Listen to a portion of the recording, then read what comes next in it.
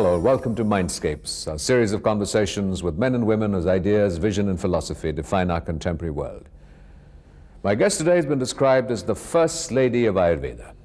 She's a teacher, a researcher, and a prolific writer with more than 6 books on Ayurveda.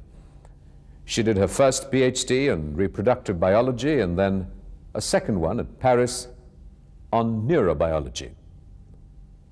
She teaches extensively at institutions around the world, including her own Himalayan Centre. I'm delighted to welcome Dr. Vinod Verma. Thank you. My first introduction to you was a book that you did on Ayurveda, A Way of Life, and which you talked about the 3 principles, the 3 approaches to Ayurvedic healing. Obviously something that's more than giving medicines, and you have been struggling in a sense to draw a distinction between just giving herbs and Ayurveda as something that's truly holistic. What are the 3 basic pillars, as it were, of your approach to Ayurveda? These are the 3 energies of the body, you know. They are Vata, Pitta, Kapha. Actually in Ayurveda, it's when you say holistic, it's the total system of your mind and body. And everything comes from 5 elements. That is ether, air, fire, water and earth. And these 5 elements make the phenomenal reality. And when in a living body, where there is also soul, and which is a total system by itself, these 5 elements take the form of 3, they're called in English humor, but I call them 3 principal energies, because the moment you use the word humor, it looks like water in the glass. It's not actually, it's energy. And these 3 energies are responsible for all physical and mental functions. So, as you said in the book, I was struggling to show how these 3 energies do variation from one human being to another. And by the dominance of one of these energies makes your particular nature or prakriti or your constitution. So how do you go about treating this? Because of the impact our experience largely with Western medicine, we become receptors of treatment. We go to a doctor, we're given medication, a prescription, and we consume that. We become consumers of medicine, and we expect to feel better. You have a much more complex approach where the patient needs to be far more proactive. So what are the elements of this treatment? The elements of these treatments are self-consciousness. You have to be aware of yourself, you know, because body is one unit. And secondly, Ayurvedic sages laid a great importance on your mind.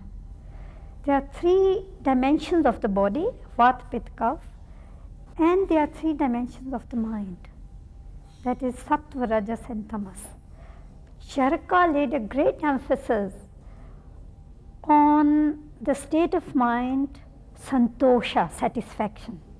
He says most of your ailments come because of asantosha, dissatisfaction, frustration. So all this comes from tamas. Too much rajas, too much tamas, competition, jealousy, envy, anger, intolerance. And if you imbibe sattva, that is stillness, peace, then you feel satisfied. So satisfaction is the basic thing. So there are 6-dimensional being, I call it, complete being. And then there's soul, which is the cause of the being. And for that, people have to be conscious of their bodies. It's not the physician who knows. You know better than a physician. You know what modern medicine has done to us? It has corrupted our minds in the sense that, okay, universe is a machine, I am a machine. I take my body to a doctor as if I take my car to garage. So simply I'm not aware. Supposing somebody is having a headache. He goes to a physician, physician gives him pills. He takes pills, but when he doesn't take pills, he feels again the same thing. Then physician says, okay, you are having constantly headache, I'll send you to neurologist. He goes to a neurologist, he undergoes a CAT scan and everything. Actually, he may not be that sick, but he feels very sick. He says, oh, I don't know what I have. You know, I have done CAT scan, they can't find anything, I have a mysterious illness. If you go to a good Ayurvedic physician, he will look at you and he will say, do you go to the toilet every morning all right? Say yes. Every day? Yes. How much? You know, these things are so important. It's quite possible that his headache is arising from the inner environment. Inner environment becomes dirty if your excretion is not properly done.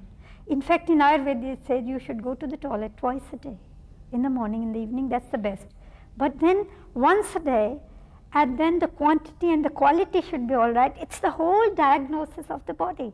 So what I suggest to people is to try to imbibe these simple things which are still there in our country and urban folks have forgotten, unfortunately, that in the morning to get up with nice thoughts, to look at the sun, pray for a good health, good day, long life, and observe your stool, urine, eyes, everything, and this is the whole daily diagnosis. In fact, I am writing to make it easy for urban folks or all over the world internationally. I am writing a book, Programming Your Life with Ayurveda. So people have a ready-made program, you know, what do I do?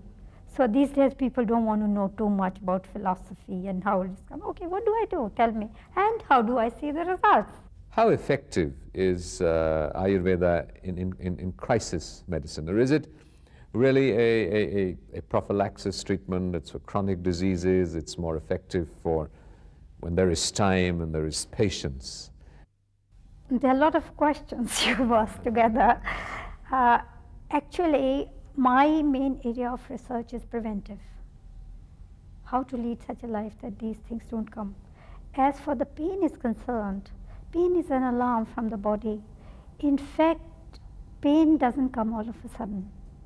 It's that we go on ignoring small things in our body, and then all of a sudden body says, okay, stop. You're going to get something.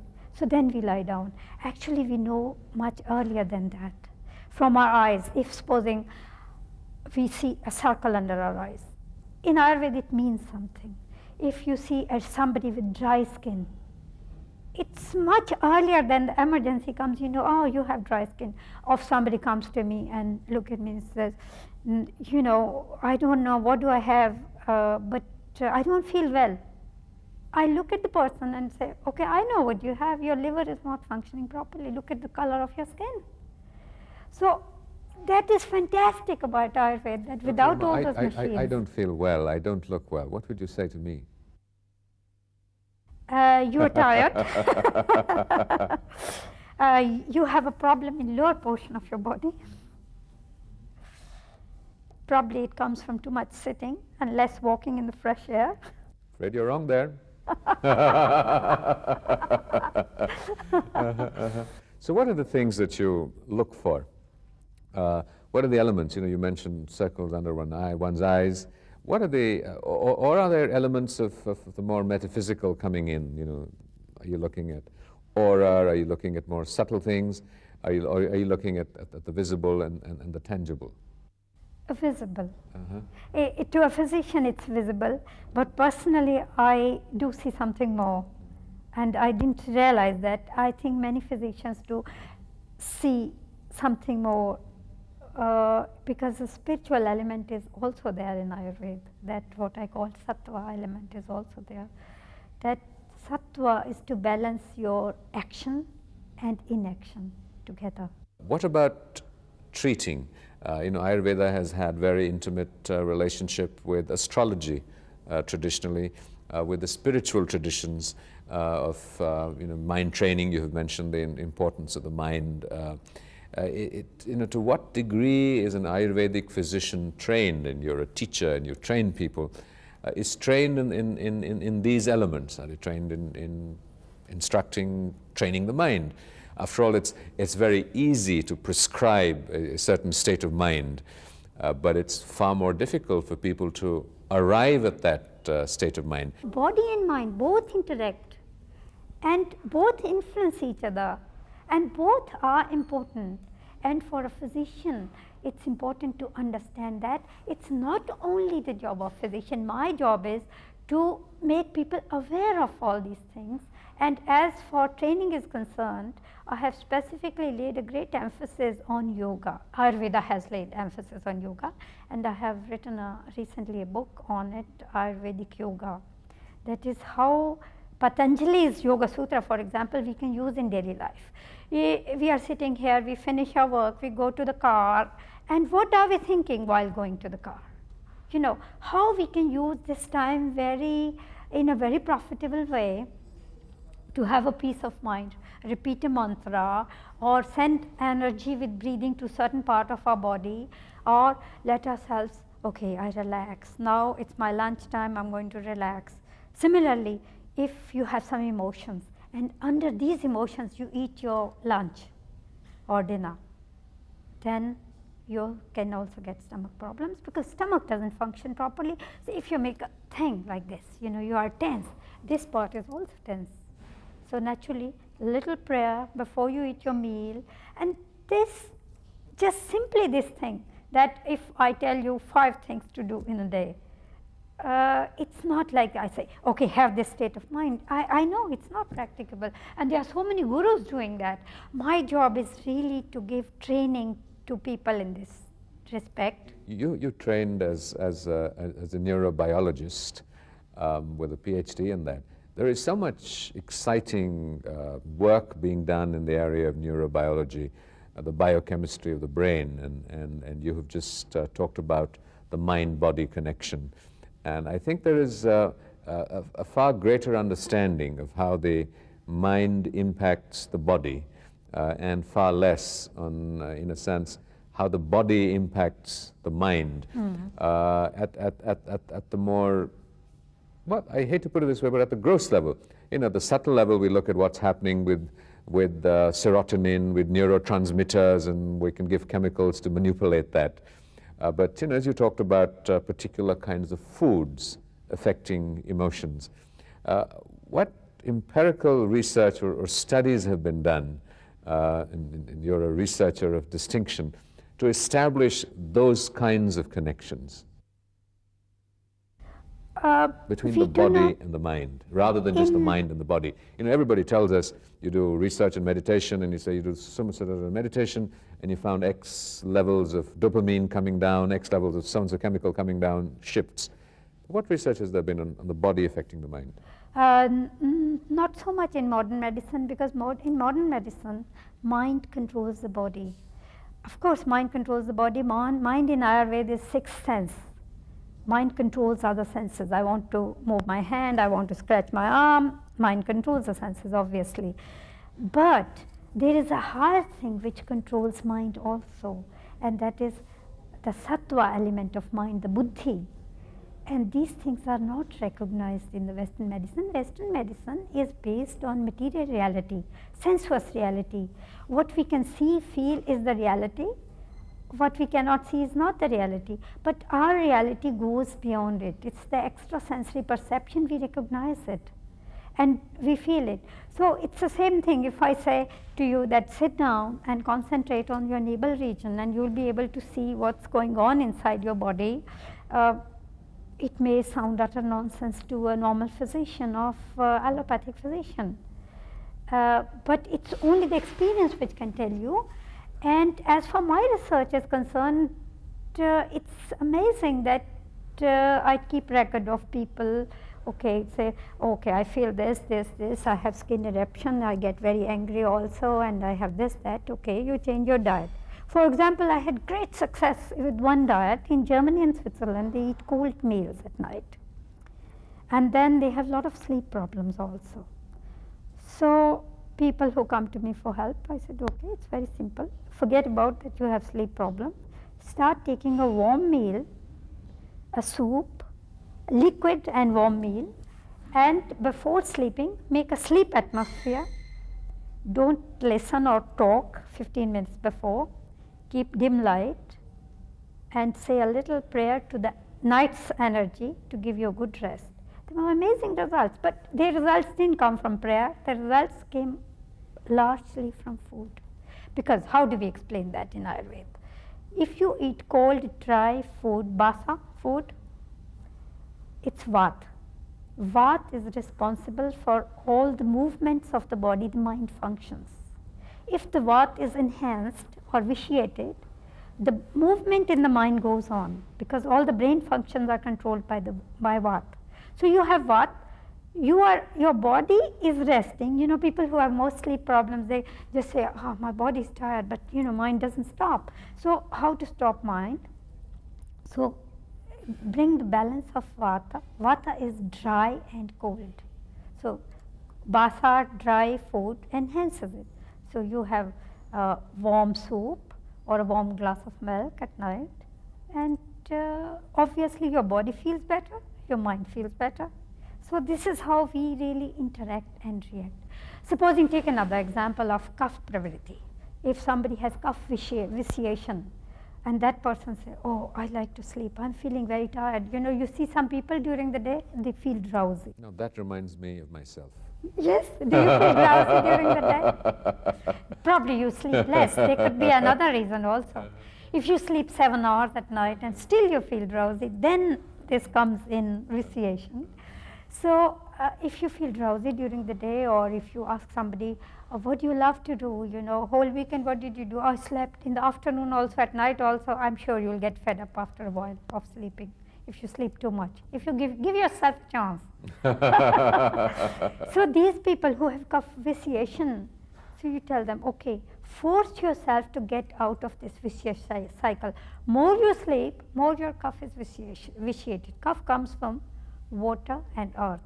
It's a heavy element. It's an element which makes cells in your body. You know, we need all the new cells. A child becomes an adult. A lot of cough element is going on at that time. Also in our mouth as water, our skin cells are renewed. So this is the cough element. But when it is vitiated, you should just think like in nature. Now we are sitting calmly. If there's an earthquake right now, everything is disrupted. Similarly, earth element and water element, that's like flood and earthquake inside the body. Similarly, the fire element, you know, it's like a fire accident if it enhances or is vitiated. Or similarly, it's like a vata element when it's vitiated, it's like a storm in nature. So nature, outside, inside, it's a total system, like the cosmos is a system. So when we try to understand that reality, then we know it, then we feel it. Then we feel it inside. What did I do wrong to myself? Physician knows it lesser than us. So my aim is, at home and abroad, to make people aware of all this. You mentioned that in your work you don't see a lot of patients. In fact, you hardly see any patients because you're busy and your focus is on writing and on other aspects of Ayurveda. How do you stay in touch with, how do I put this, sort of finding the correlatives of your research and insights without really staying in constant touch with people, you know, the human beings whose lives you're seeking to change, improve, and transform? Actually, almost everybody is a patient. And I do meet a lot of people, and my work goes on everywhere, whether I'm in the plane, train, I travel a lot, and of course my groups, I teach big groups also, lectures. So this goes on, and I get a lot of letters on my books, on such programs, on articles. So I'm really in touch with people. To be in touch with people, you don't have to see them as patients. As soon as they know that you are doing this work, they immediately turn into patient. It's to such an extent that I can't enjoy myself in a party or in a gathering, you know. I'm always surrounded by people. I have this, can you tell me this? Actually, people are still seeking treatment with sort of pill magic is a lot. You know, give me something, I get all right. Do magic is a little bit harder, you know. What does a Ayurvedic physician do when she falls ill herself? What she does to others. Actually, my main emphasis of research is to teach a lifestyle which is preventive. And if there is any diversion from nature, notice it immediately. To be alert, it doesn't mean to be tense. It's like you get used to it. You say, okay, normally my stool is okay. Today it's sticky, you know. So that means it's kapha vitiation. Or today the stool is hard, it's vata vitiation. Or it's loose motion, it's pitta vitiation. Normally body lives with nature. It knows how to get back to nature. If we eat something bad, we vomit or we have diarrhea. But mostly people jump and prevent this. Actually, one should not prevent it. One should wait a little and let the body throw out all the malas or dirt by itself and come back to nature. Vikriti, the deformation, any kind of deformation or state of non-health as I call it, comes to Prakriti naturally. But if we leave the Vikriti too long, then it becomes a disease.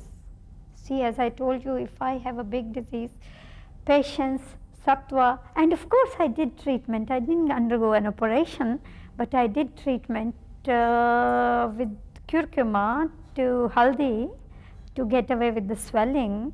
Whatever oils and massage and healthy food, and of course I was healed, and it's much better than a single day I didn't take off from work. There's a great sort of buzz in India these days on how scientific astrology is, whether it should be taught at universities or it shouldn't be. As a practitioner of traditional medicine, in a sense, what role do you see for astrology?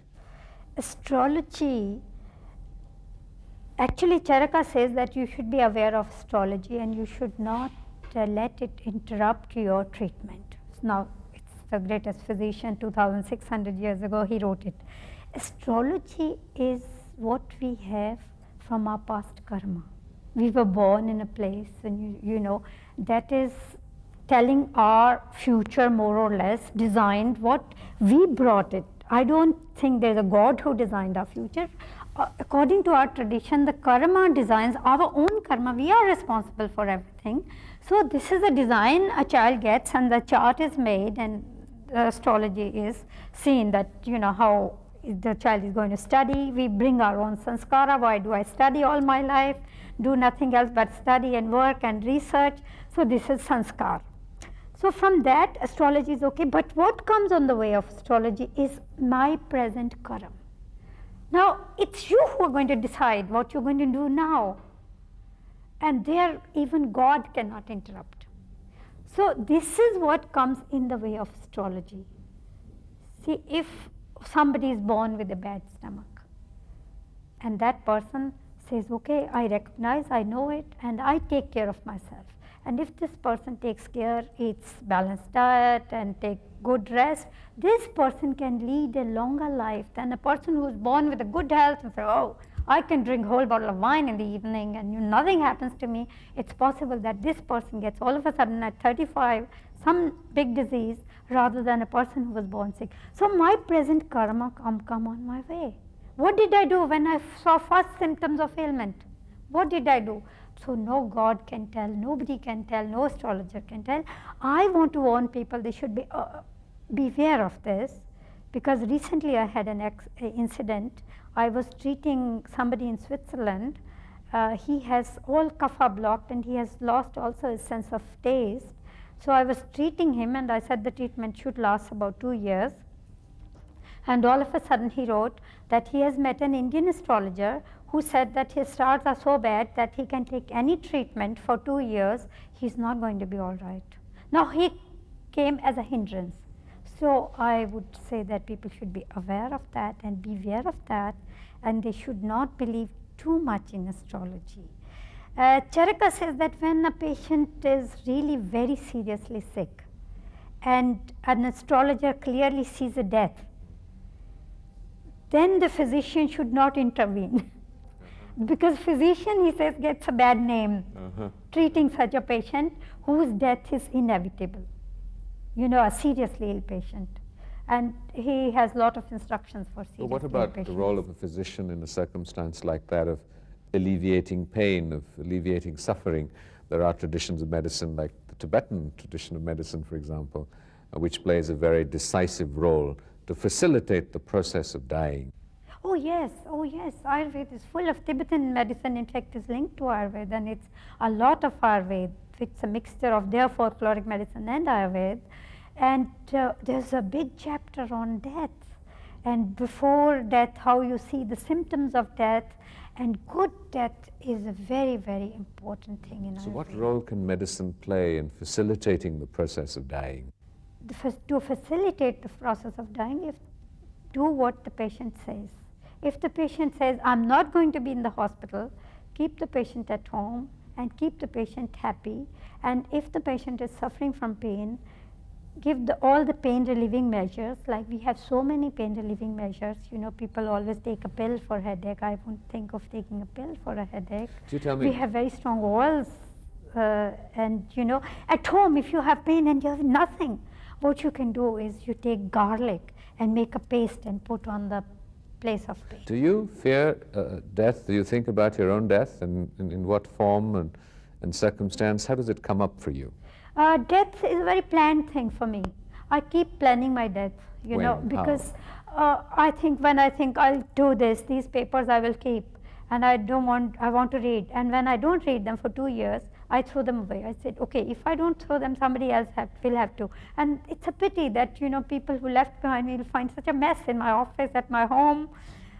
So I plan it at every step. I think everybody should do that. Because from Mahabharata, when Yudhishthira was asked, what is the most amazing thing in life? And he said, because nobody thinks I'll die, although they see every day so many people dying. And this is really the most amazing thing, that we can die anytime. In fact, my own father died all of a sudden.